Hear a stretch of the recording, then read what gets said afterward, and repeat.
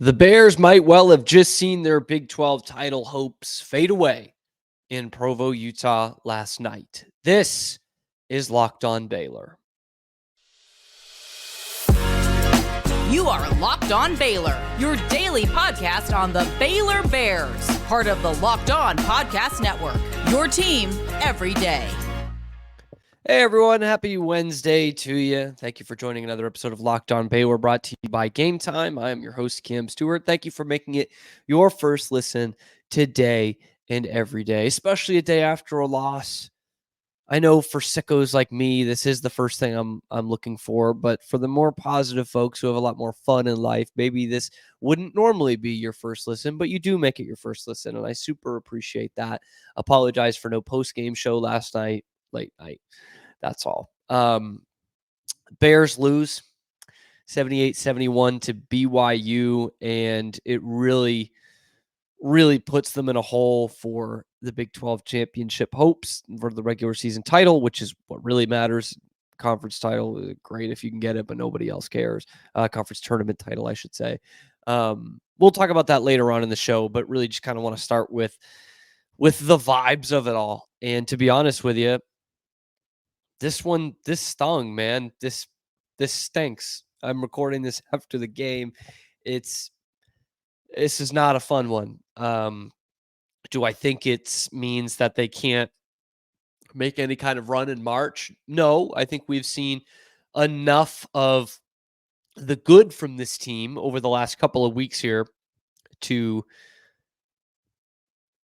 know that that's not the case. But I'm not gonna lie to you guys. I was feeling good about this game, even though, it's a challenge. BYU's a good team. They're desperate for a big win. It's on the road. It's a road trip for Baylor. Like I already put those into the ether. I already put those out there as the built-in excuses. And yet through all of that, I was feeling good about this team. And I thought a win last night would have been just huge for this run in. I would have been on here talking about how this team is ready to do something special. And they've got a gauntlet of a schedule going forward, but they're going to use this momentum. They have a chance to knock off what could end up being the number one team in the nation next Monday in Houston. And it got sunk right out of me. Just deflating loss at BYU, which was a very winnable game, especially the way Baylor's been playing the last few. Like, I don't want to use those built-in excuses. I feel they're hollow at this point because I thought Baylor could have and probably should have won that game. And I think Baylor's a better basketball team. They weren't last night. Don't take anything away from BYU. BYU's a good team. Don't get me wrong. But Baylor absolutely should be the better team. And they just looked anything but. I mean, it wasn't a huge effort issue, not by any stretch. I thought they fought hard, and they fought up through that last minute where they made it kind of interesting. But it did look like BYU wanted this more. A few calls went against Baylor that aren't necessarily game defining, but were big at the time, and they never got away from them, and that they were down 10 or 12. But in that second half, it felt like it got away from them. And I do want to bring up the officiating real quick just to get out of the way, because Mark Pope, I remember what you said after the game at the Foster Pavilion, your initial thoughts on Big 12 refs. I don't want to hear that again. Because in that game, Baylor shot a lot more free throws. And I just think BYU, in their probably second game in the Big 12, just didn't really know the style as intimately of Big 12 basketball. Because that game back in Waco, I thought the refs let them play a little bit, but BYU was just being physical in the wrong way. And it leads to Mark Pope complaining about the refs. Well, I thought they were much better in the second half, but the first half, I couldn't guess what the calls were going to be. And what becomes huge is 7 or 8 minutes into the game, there's a loose ball. getONE gets absolutely trucked as he's going for it. And for some reason, it's a foul on getONE. It's his second of the half. He has to sit the rest of the first half. And when Baylor jumped out to a lead, it evaporated in part because that has been a big part. getONE has been a big part of their offense the last few games. If you didn't recall, he was the Big 12 newcomer and Big 12 player of the week this past week, 47 points in 2 games. And that's a massive change. And it was someone they couldn't have for the last 10 or 12 minutes of the half. And it really changed Baylor's offensive approach, and not in a good way. I thought they tried to go three ball for 3 ball with BYU, which, even though Baylor shoots a better percentage, is absolutely going to play into BYU's hands, especially when BYU is at home. 11 times out of 10, that is going to play into their hands. And it's exactly what happened. Of course, not the only thing, but I think we saw the writing on the wall early for Baylor of what they were doing wrong in this game, but it was things that all seemed very correctable. And those things were not corrected, which is what stings in this one. I'm going to go into more of that in the second segment here, but just wanted to look at some of the individual highlighted performances. And to me, there's not one that really stands out. Baylor's leading scorer is Jalen Bridges, who has not put a foot wrong all season. I think he's been fantastic and has been so consistent and consistently good for the Bears. He goes for 15 and 8, which is a good game. Absolutely.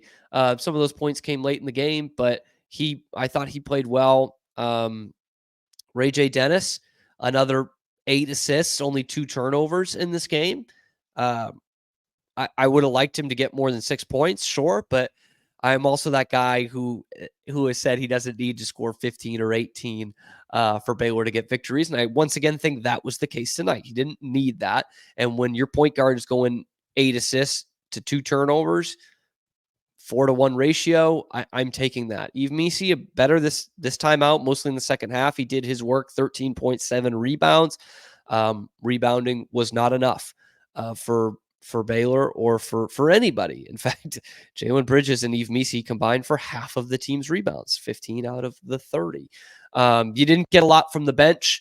Langston Love just coming back from an injury. Didn't expect a lot from him. He just has the 1 3-pointer made, and that's it. Miro Little gives you 6 off the bench, which normally would be pretty nice. In 10 minutes, 6 points, no turnovers. But you didn't get a lot from that bench. I look at Little with 6, Love with 3, Josh O with 4, Caleb Lohner with 2. Caleb Lohner, his return, his glorious return to BYU. Look, we're not expecting this big game out of him as a great alley-oop for his only points. And then does what has become my least favorite play of any team of college basketball, and it is the Caleb Lohner airballed 3. I want to see one of their practices or one of their shoot-arounds so bad, because my guy ain't dumb. He must be hitting 3s at some point. It's just never in the basketball game, ever. And as soon as he airballs that, I'm like, this is done. This is done. This is where we're at now. He never takes them at an opportune time and never makes them. So a lot of things went wrong for Baylor tonight. Correctable from one game to the next, should be, but for some reason was not correctable in this game against BYU. Today's episode is brought to you by Gametime. Now, look, I'm going to be doom and gloom a little bit today, but you guys know me well enough by now that tomorrow I'm going to be way back into this, and we have got a massive basketball game on Saturday, and you need to get there to the Foster Pavilion, and the way to do it is through Gametime. They take the guesswork out of buying tickets, okay? They're not giving you all of those hidden fees that the other third-party sites are.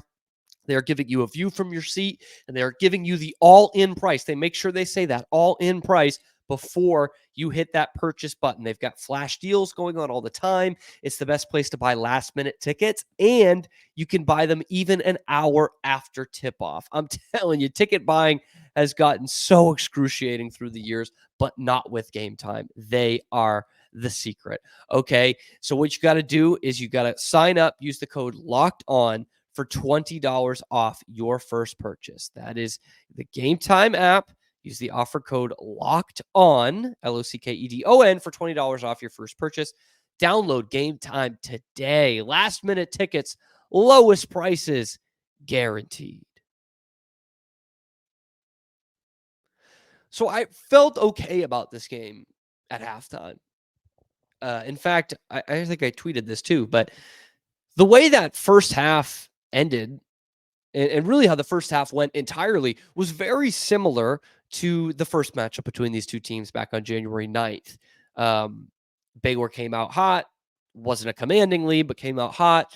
And then they blew that lead, and BYU gets a nice run before the half. This time, Baylor does get the last basket before the half, but they're down 5 going into the locker room. And it just seemed very correctable, which is the word I keep using here. I don't even know if it's a word, but very correctable. Jade Nunn, you're just like, okay, he's going to get back on the floor. He had 2 fouls. He's going to help us out. And he gets the 3rd foul a minute into the second half. Now, he played a lot with the 3 fouls, but you were like, oh, man, come on. And I don't remember that 3rd foul call, whether it was blatant or not, but obviously that second one was blatantly wrong. And so that was one thing. And then the other one, which is something that is a Baylor bread and butter, is the rebounding game. Baylor's great at offensive rebounds. They weren't necessarily there tonight. They grabbed 7. BYU, on the other hand, grabbed 16. That was the story in the first half. It was the story in the second half. I think it was 13-0 BYU in second chance points in the first half, and it ends up going for 20-4 in the game. BYU's a good team, but man, you ain't beating the Sisters of the Blind if you're giving up 20-4 in second chance points. Just can't have it. And how many times did BYU have 2 shots, 3 shots, 4 shots in a possession? Just can't happen. Not against a team who is number 1 in scoring offense in the conference. And if you're Baylor, not against you, who's supposed to be one of the top rebounding teams in the conference. There's just no excuse for it. And what's funny is if you just watched the last 8 minutes of the game, you would have thought, why did BYU need all those second chance points? Baylor was giving away a ton of first chance points. How many freaking times did Baylor slip under a screen instead of blitzing it? All night they went under the screen, and all night, especially late in that second half, BYU had wide open cuts to the basket. Wide open, man. The Sisters of the Blind, if they were that wide open, they absolutely could have scored those. I mean, frustrated guards in the paint with no defender within 5 or 6 feet of them. I mean, that's just giving up points. And I thought this defense had turned the corner. They had turned the corner. But they looked back around that corner last night. Sorry. And does BYU provide a tough matchup for them because you can't switch into the zone? Sure. But other teams have figured it out against BYU. They're 7-6 in the conference. Other teams have figured it out. Why haven't you? Why didn't you? And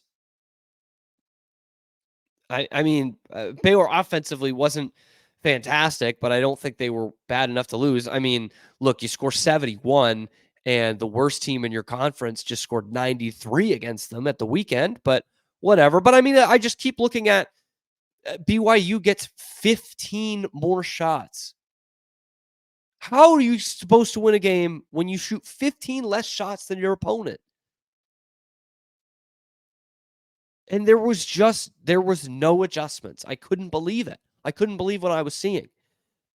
It just seemed such basic stuff. And I'm sitting there thinking, Scott's going to go into the locker room. You know, they're going to get more paint touches. They're going to attack these ball screens. They're going to start to grab some damn rebounds. I really thought that. How naive of me. And just BYU just kept on keeping on. They just kept on in the second half. They didn't have to make any adjustments. They just kept doing what they were doing. And it ends up with a +9 rebound advantage, a +15 field goal advantage, field goals attempted. And they end up shooting pretty well from three, 39%. It's not shooting the absolute lights out. It's not bad. It's pretty decent. They shoot 36 threes, man. And if you know your math, you know they hit 14 of them. Oof. And Baylor, what's funny, going back to the Mark Pope point in the first segment, Baylor shot 12 more free throws than BYU did. And I don't think it was like necessarily a pro BYU whistle for the entire game, but it absolutely was in the first half. So that just goes to show you, all those BYU fans and Mark Pope who were saying after that first matchup, oh, well, Baylor shot, 10 more free throws. Obviously it's a pro Baylor whistle. No, I mean, you just saw a crucial call go against Baylor early in the basketball game, not late. And it completely takes Baylor out of their rhythm and out of their offense. And they end up shooting 12 more free throws. But where does that get you? They still lost the game. And the BYU, the ball movement is fantastic. It always is. They're top 5 in the country in assists, and they were right up there tonight. 20 assists. Baylor, on the other hand, had 8. Now, those of you who have been listening intently, that number sparks the antennas, right? 8 assists for Baylor. Remember when I was talking about Ray J. Dennis earlier? Remember that? How many assists did he have tonight? 8. He had 8. Baylor had 8. That's not good offense. I love that your point guard's doing that. That's nothing against Ray J. Dennis. But how in the world does nobody else get an assist? I know he's your true point guard, but how does nobody else get an assist?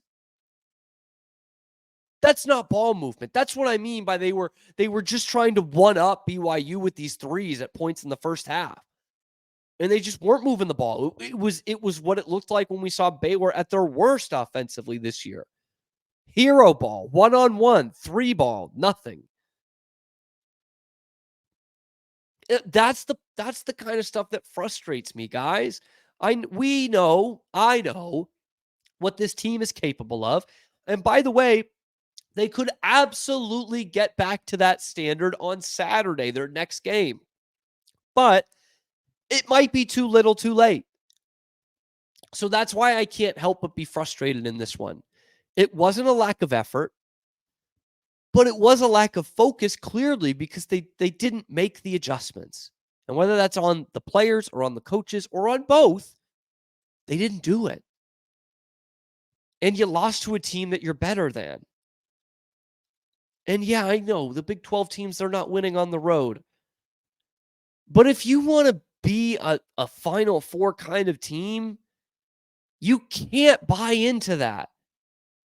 You say, screw you. We're not like those teams. We don't care where it is. If you're going to run a hype video that says name the time and the place, they name the place on the road and you didn't come through.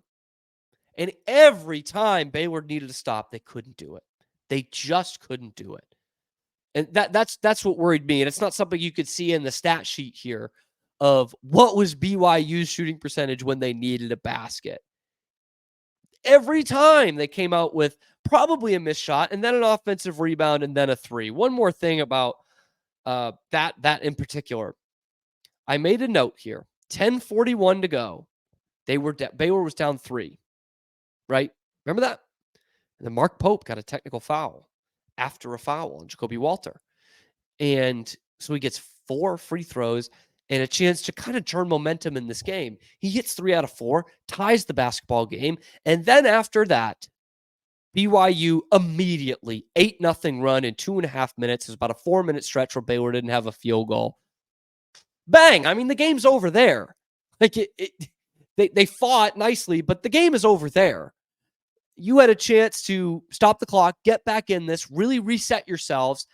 You kind of have them on the ropes a little bit emotionally. Their coach just got a technical foul, and you blew it. You blew it because you couldn't get a stop. They had a layup and then a straightaway three. Clockwork. And that happened towards the end of the game too, when Baylor cut it to 4 or whatever with a minute and a half left. Bang, 3. Baylor scores again. Get a great look out of the timeout, BYU, and then they get a 3.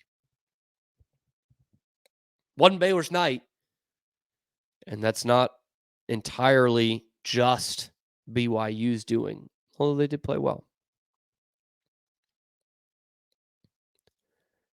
Today's episode of Locked On Baylor is brought to you by FanDuel. Yes, that is America's #1 sports book, okay? And even though football's over, we still got so much going on, and we're coming out of the NBA All-Star break tomorrow, if I'm not mistaken on that. And this is your chance to really get involved with FanDuel because they're a big partner of the NBA. Right now, new customers get $150 in bonus bets with any winning $5 bet. That's $150 if your bet wins. It's printing out money for you guys. Come on, they're giving you money. You can do anything with their quick bets, live same game parlays, all these prop bets, all of that and more available on FanDuel. So what you need to do is visit FanDuel.com/lockedon and shoot your shot. That's FanDuel.com/lockedon. FanDuel, official sportsbook partner of the NBA. So big picture, not great as a Baylor fan. Not bad. Like, this is still a very good basketball team, but not great in that I thought you had a real shot at the Big 12 title.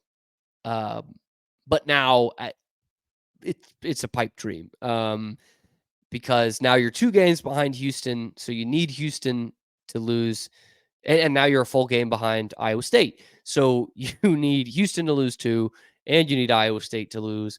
And even if you beat Houston on Saturday, that does not guarantee anything. And I'm looking at the Cougars schedule to close things out after the Baylor game.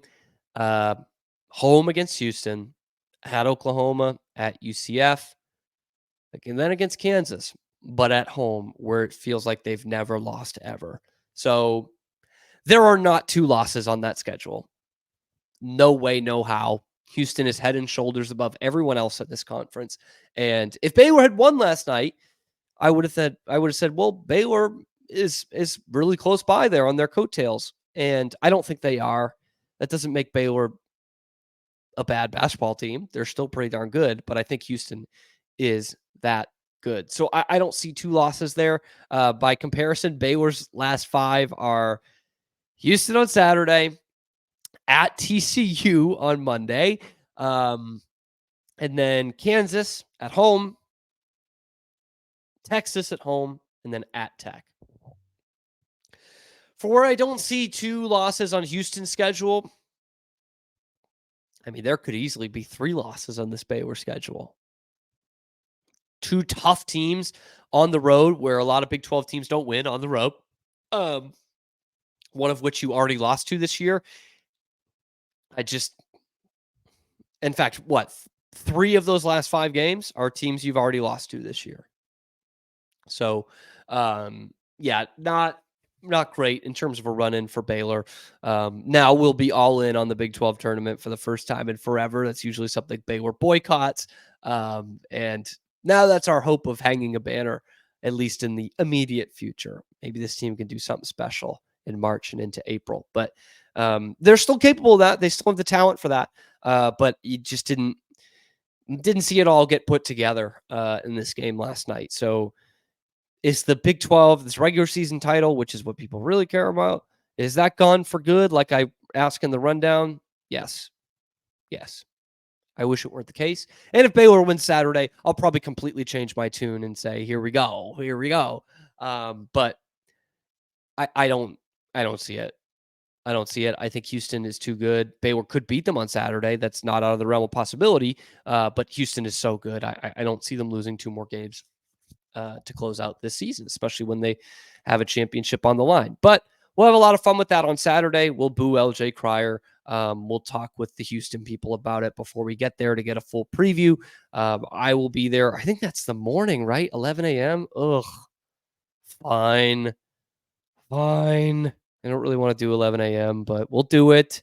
Get the whole rest of the day after that. Do whatever we want. Anyway, thank you for joining. Let me know what you think about last night's game. Put the positivity in the comments down below, because I'm not finding it. I'm not like completely downtrodden about it, but I don't see the positives. I thought it was a bit of a regression in the game last night. Let me know I'm wrong if you think I'm wrong down in the comments below. Be sure to like and subscribe. Tell your friends about it. Thank you for making it your first listen today and every day. Love you guys. Appreciate you guys through the wins and the losses. We'll be back tomorrow with your favorite show, Locked on Baylor.